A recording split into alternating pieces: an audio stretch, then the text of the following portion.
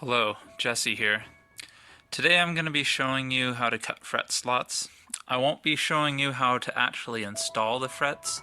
I'm just going to share some tips and tricks that I've learned when cutting my own fret slots. So if this is a topic that interests you, continue to watch and listen. Before we begin, you'll need 3 tools. This is a fret slotting saw. You can find this on my website, jesseheadnaturalluthiership.com. Next up, you'll need a caliper. This is a 12-inch caliper. I really like this one. It's a longer model and it's battery operated. Next up, I highly recommend that you download a fret calculator. There is a mathematical formula that you can use, but the calculator will save you a lot of time and effort. And finally, this tool isn't exactly mandatory, but it is helpful if you're making 5 or more instruments. You don't necessarily need it if this is your first time making a musical instrument. It is a file for sharpening your saw. After going through about 5 or 6 instruments, you will notice that your saw will start to go dull, at which point it helps a lot to start sharpening it. Here you can see that I'm putting my saw in a vise between 2 pieces of hardwood to stabilize it while I sharpen it. When you sharpen your fret saw, make sure to put some adequate light above the teeth of the saw. When you sharpen the saw, it causes excess metal to be removed, and when you put a light over it, you can see the difference between the dull teeth and the freshly sharpened teeth. This will help you keep track of which teeth you've sharpened and which ones you haven't gotten around to yet. I highly recommend starting from one end of the saw and you're working your way down tooth by tooth, all the way down to the other end of the saw. When sharpening your saw, you need to make sure that you have a consistent angle on each stroke. But even more important than this, you need to make sure that each stroke has the same length.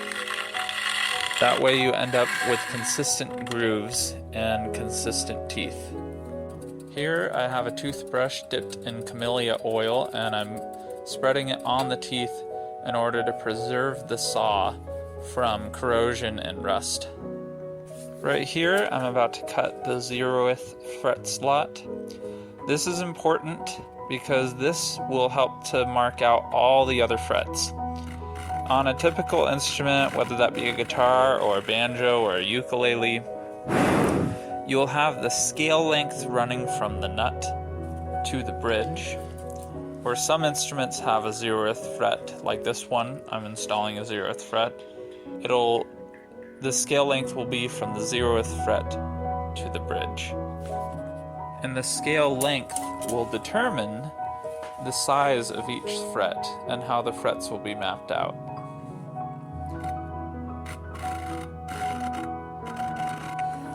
So now I'm going to take a precise ruler and I'm going to measure from the 0th fret slot to the area where the bridge should go. The bridge is going to go between these 2 sound holes. And in this case, we have 18 inches. My apologies to everyone else around the world who might be watching this. I'm using the imperial system. Most of you will use the metric system. But the principle is still the same. You need to find your scale length, exactly how long it is, and then you'll plug in that number into a fret calculator, or you can use the formula yourself. And here is the Fret Calc app on my phone. I put in 18 inches for the scale length and 20 frets. And now it'll show me all the measurements that we have for each individual fret. So if you put the scale length into the fret calculator, 18 inches, it'll show you that for the first fret, the measurement from the nut or the 0th fret to that first fret is going to be 1.0103 inches. However, on this particular caliper, 1.01 0.105 inches is the closest that I'm going to get to that measurement.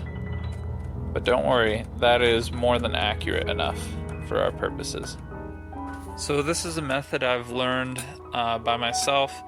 You take the caliper and you take the first tip and you put that into the 0th fret slot, and then you use the other tip to scribe the line for the first fret.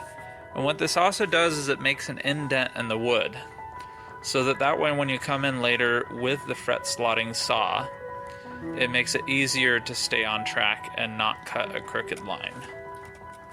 This method will work with all fretted instruments. That includes banjos, guitars, ukuleles, and various other instruments. So after I'm done scribing this last fret, it will be time to start cutting the fret slots. I want to share with you a tip that I've learned. When you're cutting your fret slots the first time through, don't cut them all the way down to the depth that you need them to be. Start with a very shallow cut on all the frets.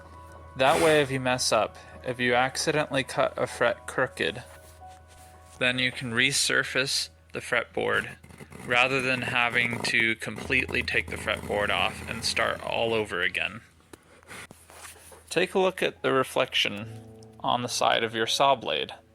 You can see the reflection of the neck, and when it's held straight up and down, you can see that the lines on the reflection are parallel to the lines that are on the actual fretboard. When you have a good reflection like this, it means that your saw blade is perpendicular to the fretboard, and that means that you're cutting straight down and not crooked or at a slant. Remember that this fret slotting saw is a saw that cuts on the pull stroke. That means it works most effectively when you're pulling on it rather than pushing on it like most American saw blades. So after you've made a very shallow cut for all your frets, you're going to want to go back over them and cut every single fret down to the depth that they need to be, depending on the depth of the tang on your frets, on your fret material.